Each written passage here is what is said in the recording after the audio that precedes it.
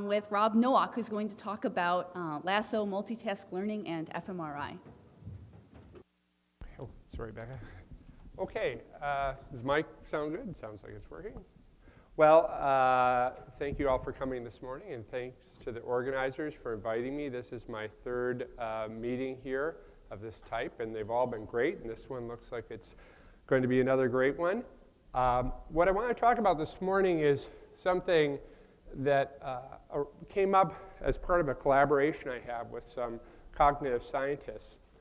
And essentially, in a nutshell, the problem that they are interested in doing, you could think of it as sort of crowdsourcing some question in neuroscience or brain functioning, crowdsourcing this question out to a whole bunch of brains. And one of the challenges in this is that it's very difficult to register the functional activity of different brains, and people have come up with lots of different methods of doing this that have some unsatisfying aspects to it.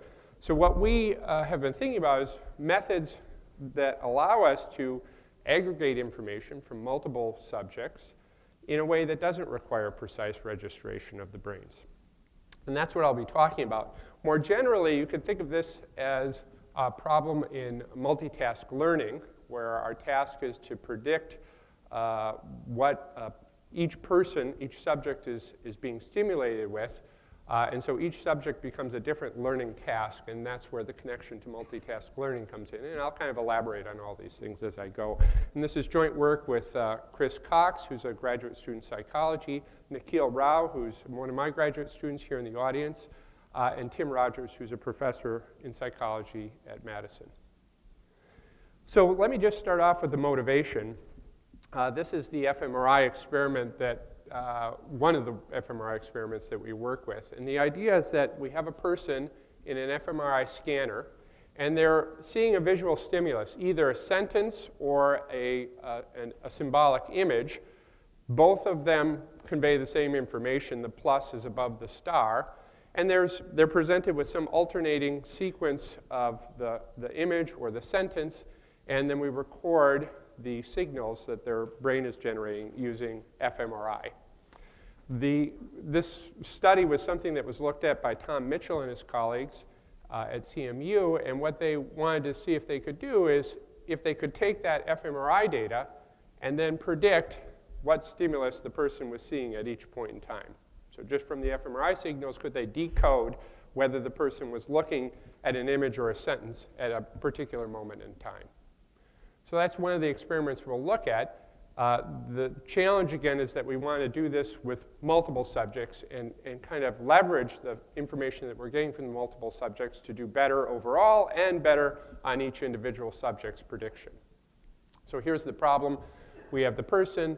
We get the fMRI signals from all the voxels. It's very hard to see, but these are voxels, those little squares. Inside each voxel is a little time series, which is the fMRI signal. And we want to use those signals as sort of features in this prediction problem of whether the stimulus was a sentence or an image. And the belief and the fact of the matter is that most of these signals don't really help us to predict what the stimulus was. So somehow we want to figure out among all those voxels, you can think of those as our features, which of those features are useful in predicting what the stimulus was. So one way you could proceed, and this is a kind of a fairly standard idea, is you could try to select the voxels for classification based on some sort of sparse regression. So in our studies, we're basically going to be using variants of sparse logistic regression. Here I'm showing the results from 3 different subjects superimposed on a sort of standardized brain. So the red and blue dots, which are small there, are areas where we've identified voxels that seem to be predictive of what the stimulus was. And the scientific value here, the reason that my colleagues are interested in this, of course, just predicting what somebody was looking at isn't all that interesting, but the idea is that if we can identify those regions of the brain that contain these predictive voxels, that might tell us something about where in the brain this discrimination is taking place. So that's the scientific value. And here you can see that we have these 3 regions where there's some activation, or some voxels that are selected for this prediction task. And the regions, they occur in a similar region of the brain, but not in identical locations. And this is the reason that they're not in exactly the same voxels is because it's basically impossible to say one voxel in my head corresponds exactly to a certain voxel in your head. It's just not possible. And this is the registration problem that's sort of at the heart of the matter. So let me kind of just now cast this a little bit more mathematically as a multitask learning problem. We have multiple prediction or learning tasks, so T of them. For each task, we want to predict labels, and we're going to make that prediction using features. And in the context of this fMRI experiment, the tasks are each of the individual subjects. The labels are the sequence of image or sentence that we're trying to predict what the sequence was that stimulated the subject, and our features are these voxel signals. We believe that a sparse subset of the features are the ones that are most useful for this prediction task. We want to find that sparse subset. And the key idea in this talk is that we're looking at similar but not identical features across tasks. And what I mean by that is let's suppose that the available features can be organized into subsets according to some notion of similarity, and that the features useful in one task are similar but not necessarily identical to the features that are best suited for other tasks. So in the context of fMRI, the voxels in my brain that might be good predictors for the stimulus are similar to but not identical to the voxels that we'd use in someone else's brain. And this is because, again, it's impossible to really register them. Okay, so here's a kind of image that explains these ideas a little bit more. So suppose we could organize features according to similarity. So here I have on the left there a matrix.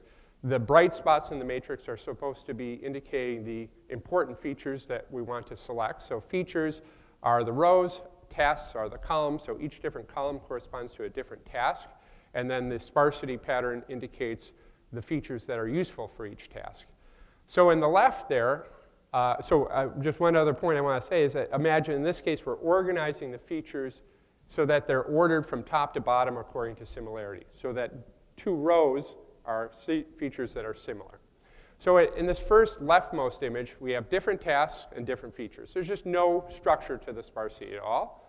In the next image over, we have a situation where we have different tasks, but we use the same set of features for every task. This is sort of the ideal kind of a situation you would hope to have in a multitask learning problem, where maybe I need to have a slightly different predictor or regression model for each task, but I use the same set of key features for every task.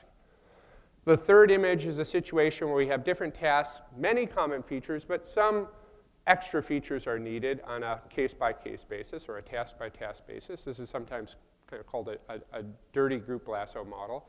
And then finally, on the far right, that's the situation that I have in mind, where there is some structure at a kind of course level. We see that there are sort of three bands of areas where we have selected features, but the exact features that are used for each task may be kind of different, but they're collected in these common subsets. So we have different tasks, similar but not identical features.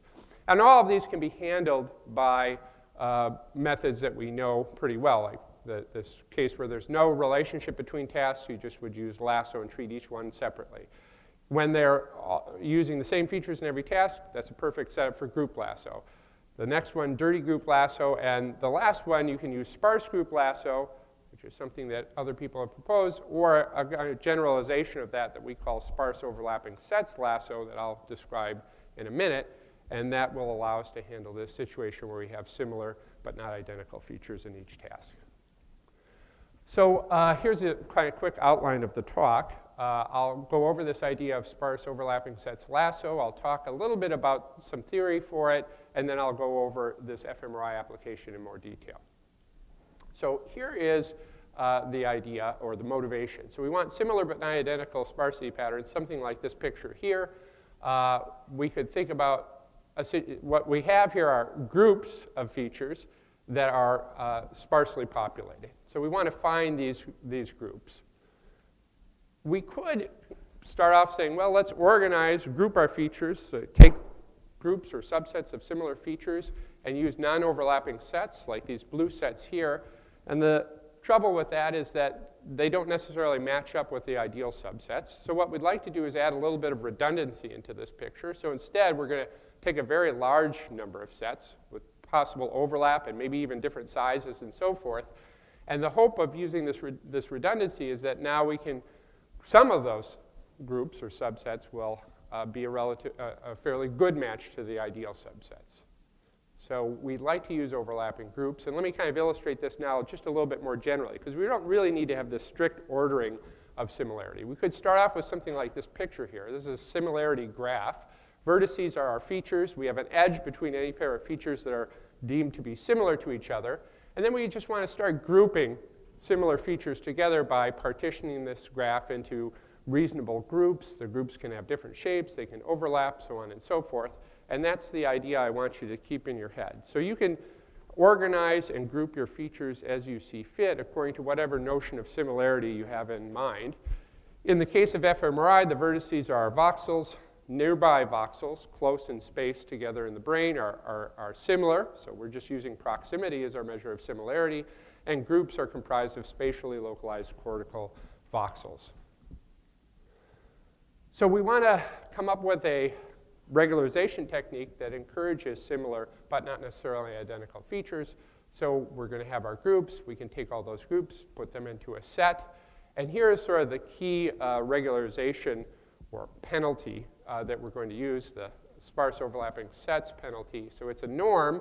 And basically what it's saying there is it says, find a representation of a vector x that is minimizing the sum of two terms. So we have a sum over groups. The first term is sort of a group L2 norm. So for each group, we just take the little L2 norm of all the coefficients in that group. And we add to that just the L1 norm of the group. So basically what this does for us is we have a small norm if most of the groups are 0. That's what the L2 norm is doing. And if many coefficients within the active or selected groups are also 0. So we have group sparsity. That's what the first term encourages. With sparse groups, that's what the L1 term encourages. So pictorially, you can think of having some overlapping sets that kind of cover the selected features or the important features that we're looking at, and we have a decomposition of that sparse representation in terms of overlapping groups like I'm showing there at the top.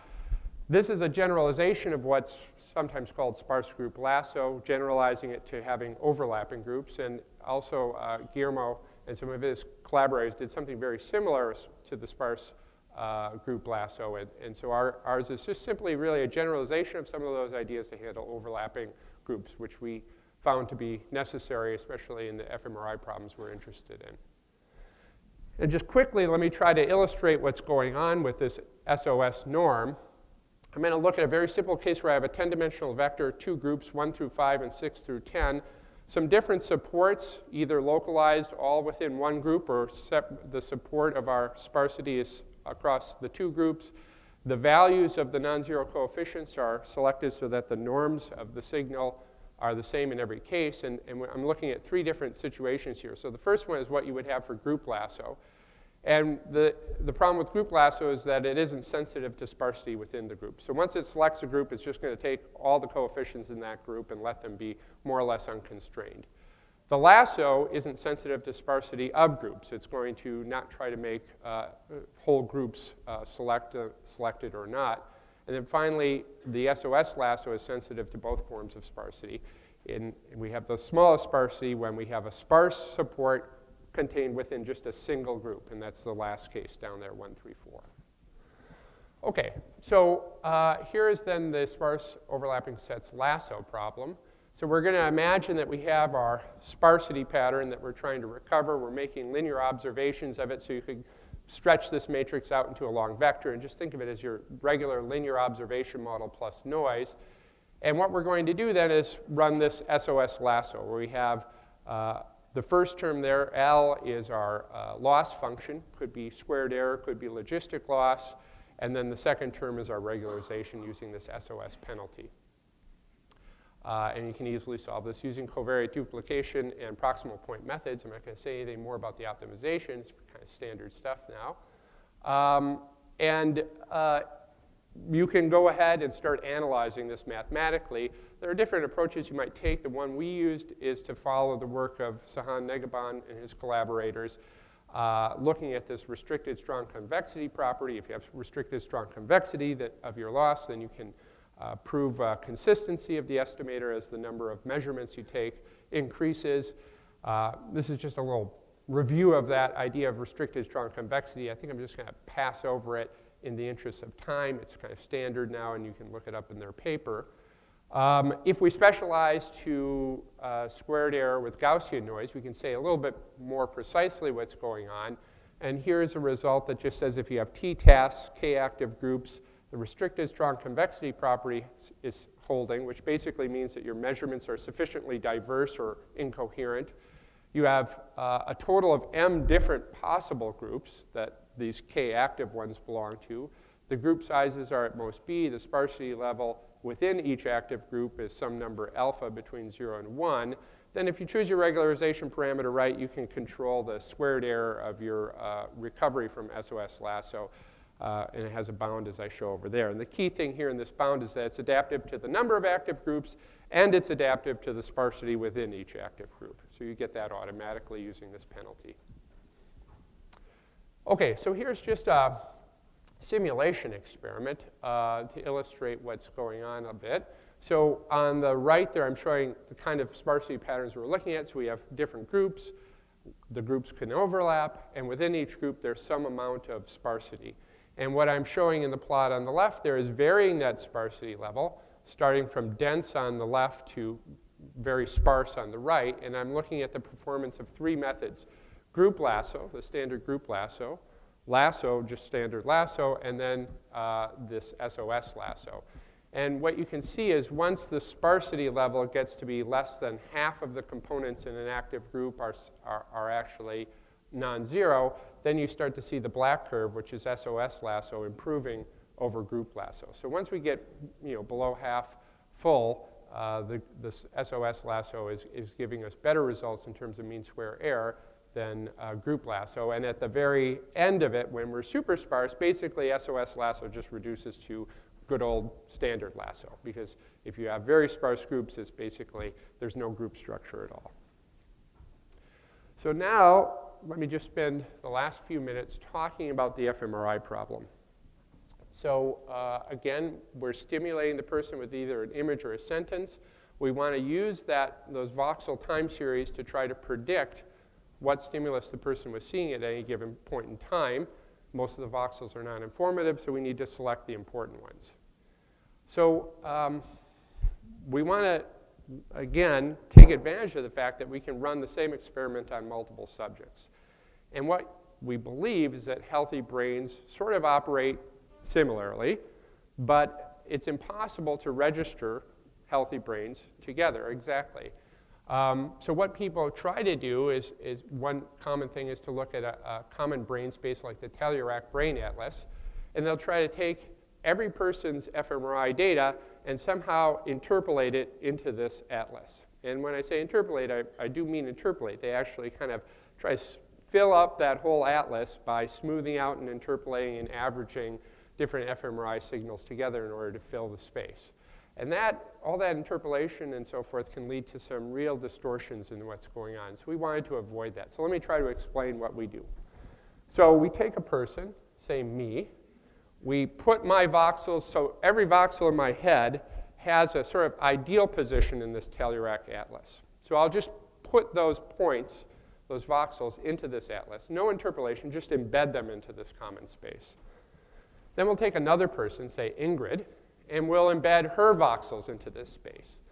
And so different subjects, different brains, their voxels go into different locations. And the numbers of voxels can be different. Different people's brains and cortex have different numbers of voxels.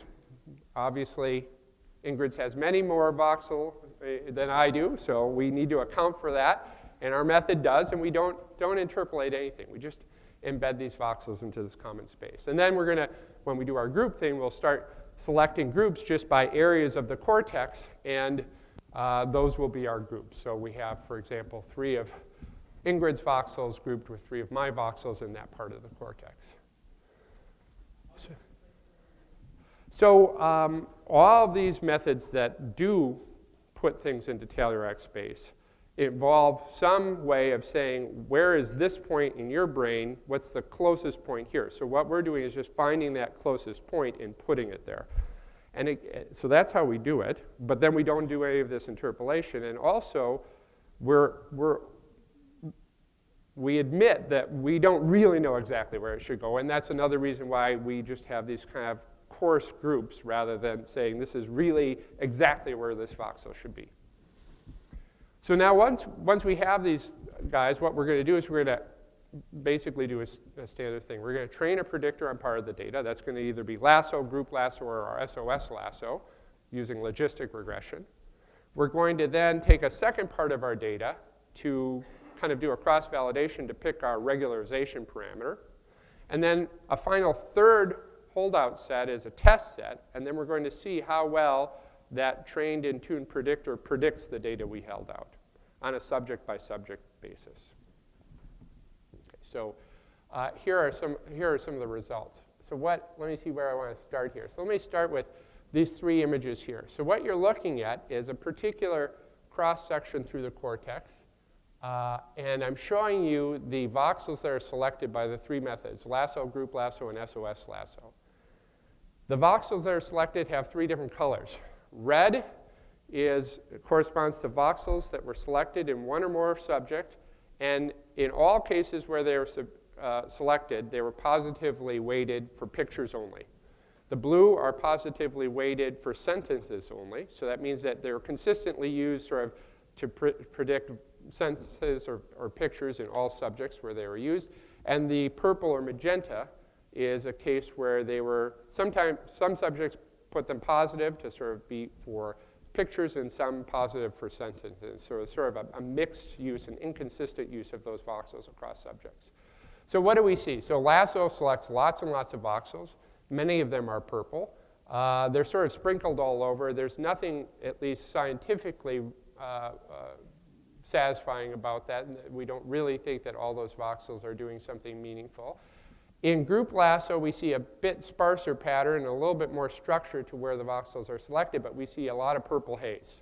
Basically, that means that it's forcing different subjects to use the same voxels, and maybe those voxels are meaningless for many subjects. That's why we're getting sometimes positive weight, sometimes negative weight in those voxels. So that's why we have a lot of purple there, we think. And then in SOS Lasso, we're seeing something very sparse, very structured, and very few purple voxels. So we see a lot of consistency across subjects about how the voxels are using, and they're concentrated in three areas, and these are scientifically meaningful according to my cognitive science colleagues. They think that makes some sense about where these voxels are located.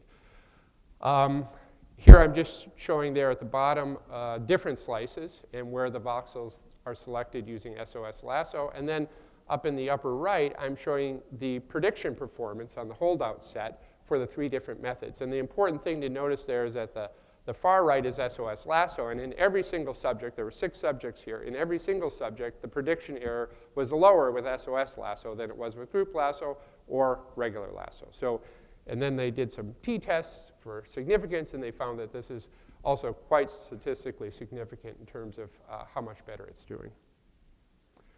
And here is a picture just to show you what different subjects look like. So here are the 6 subjects. Here's one particular slice. These are the voxels that are selected in each of the subjects. And what you can see is there's sort of 3 areas, again, that are being drawn on to find these important predictive voxels.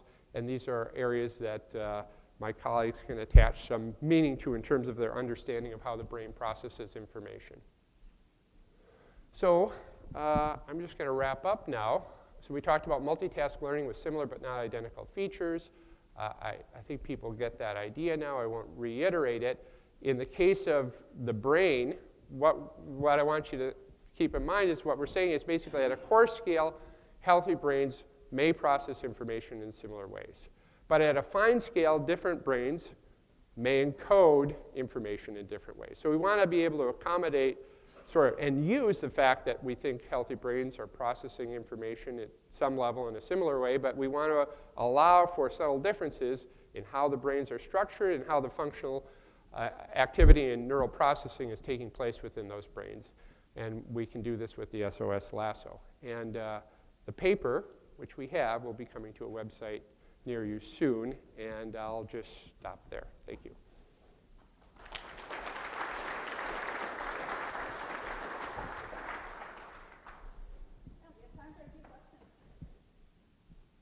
Tomorrow? About how to do sort of an optimal selection for these regions.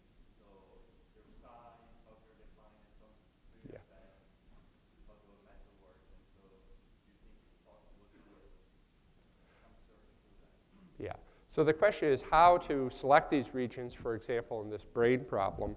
And what we did is we basically made some assumptions about, well, we looked at how big the voxels were, what might be sort of the smallest scale at which you might think there could be some reasonable sort of, so when you do this, this kind of gets back to Rafi's question. When you do this embedding, we have some confidence about how well we're doing that. And that is sort of gives us a kind of volume that we think is a reasonable level. Like we're confident up to this scale that we've got the voxels in the right place. So that's basically how we choose the regions here. And it's done actually, we kind of select them within the cortex. We don't take voxels that aren't in the cortex. So there's some work to do that. But we just use something off the shelf that segments out the cortex. And then we just found cubes of a certain volume that correspond to our confidence about this embedding as our basic group size. What about doing your control the other way? So you have two brains, you do a whole range of fMRI experiments, this one and that one, and you get your sets of features, and you're trying to match the voxels between them, Yeah. similarity of features and activation. Right. Yeah, so I guess, I think that's the sort of idea that maybe Peter Ramage and some of his colleagues at Princeton have looked at, maybe others too. I think that's a great idea to actually try to do some registration based on functional activity, if that's what you're saying, rather than just anatomy, which is what we're using. Yeah, and so, yeah, and we could check if our stuff works, or also use that as our way of forming reasonable groups to begin with. So that's a great, but we're just simply using anatomical information for our grouping, not actual functional information. But that would be something to think about. Yeah, good point. Any? I think in the application, of course, it makes sense to select the groups in a way that is appropriate for the application. But more generally, I was wondering why clustering methods were used for selecting the overlapping groups. In particular, many of the alternatives that you looked at, like group lasso or standard lasso, can be used to give similarity based on which alternatives. Right. And so, how much dependencies by a method based on the selection of the groups, and how would clustering methodology help? Yeah, I suppose that the results are highly dependent on how you form the groups. And we've really only focused on using this for the fMRI problem. So there, I think we have a pretty good sense about how to do it. In other cases, with this similarity graph, for example, I was just trying to illustrate how you might take a very general problem where you just have some notion of similarity, and you can come up with lots of groups. I mean, again, you don't have to have perfect groups. You could have many redundant groups. The price you pay in terms of the number of groups you use is like the log of the number of groups. So it sort of mildly scales as you bring in more and more redundancy and diversity. So the hope is that we're not too sensitive. If we just throw everything in the kitchen sink in, maybe we're still okay, as long as some of those groups are kind of reasonable for our problem. But that I think in real problems you want to be a little bit more careful than that. But the scaling is mild in the number of groups. You can tolerate a lot of redundancy.